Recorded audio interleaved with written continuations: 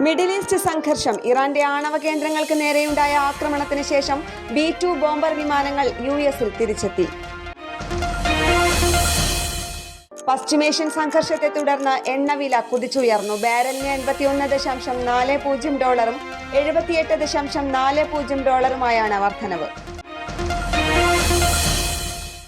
ആന്ധ്രാപ്രദേശ് മുൻ മുഖ്യമന്ത്രി ജഗൻമോഹൻ റെഡ്ഡിയുടെ വാഹനവ്യൂഹത്തിൽ കാറിടിച്ച് ഒരാൾ മരിച്ച സംഭവത്തിൽ ജഗൻമോഹൻ റെഡ്ഡിക്കും മറ്റ് നിരവധി പേർക്കുമെതിരെ ആന്ധ്രാപ്രദേശ് പോലീസ് കേസെടുത്തു.